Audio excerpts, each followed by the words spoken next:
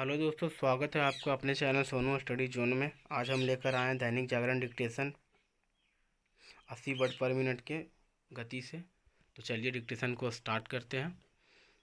प्रधानमंत्री के आवास पर आयोजित जम्मू कश्मीर के नेताओं की सर्वदलीय बैठक जिस तरह लंबी खींची, उससे यह स्पष्ट है कि सभी मसलों पर व्यापक बातचीत हुई और अच्छे माहौल में हुई।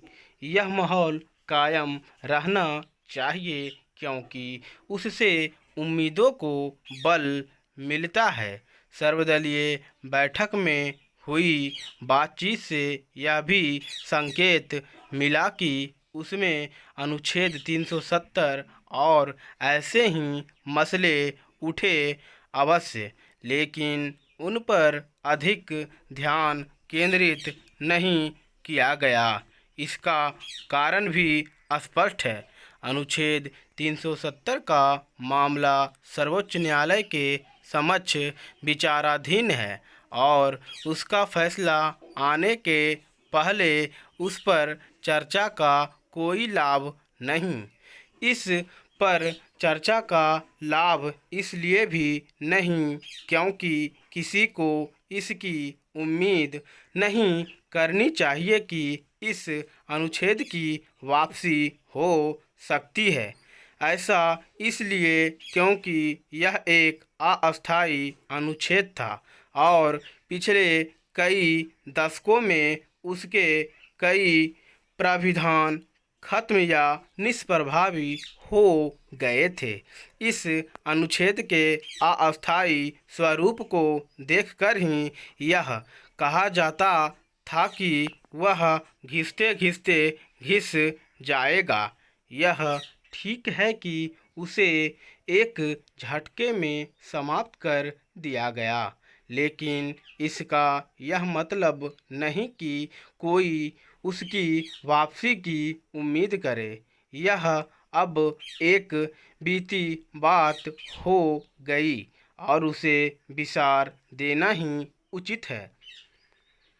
सर्वदलीय बैठक में जम्मू कश्मीर के विकास पर और अधिक ध्यान देने तथा उसकी समस्याओं का तेजी से समाधान करने के साथ उसके पूर्ण राज्य के दर्जे को बहाल करने एवं चुनाव कराने की मांग उठनी स्वाभाविक ही था। इस पर हैरत नहीं कि इस मांग पर केंद्र सरकार ने सकारात्मक रुख दिखाया, क्योंकि उसने अनुच्छेद 370 खत्म करते समय ही कहा था कि जैसे ही अनुकूल हालात होंगे राज्य के दर्जे को बहाल कर दिया जाएगा। बेहतर हो कि गुपकार गठबंधन जैसे कश्मीर घाटी के राजनीतिक समूह माहौल अनुकूल बनाने में मददगार बने। इसका एक लाभ यह भी होगा कि राज्य में विधानसभा चुनाव कराना आसान होगा। यदि जम्मू कश्मीर के राजनीतिक दल जल्द विधानसभा चुनाव चाहते हैं तो उन्हें राज्य के परिसीमन की प्रक्रिया को गति देने में सहायक बनना चाहिए।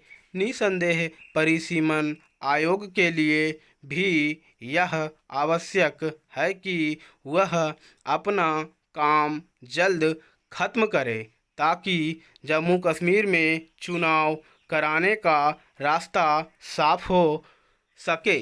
फिलहाल यह कहना कठिन है कि परिसीमन की प्रक्रिया कब तक पूरी होगी, लेकिन उचित यह होगा कि यह काम इस तरह हो कि जम्मू और कश्मीर में जो राजनीतिक असंतुलन है और जिसके चलते उनके बीच तानातानी कायम हो जाती है, वह हमेशा के लिए दूर हो सके।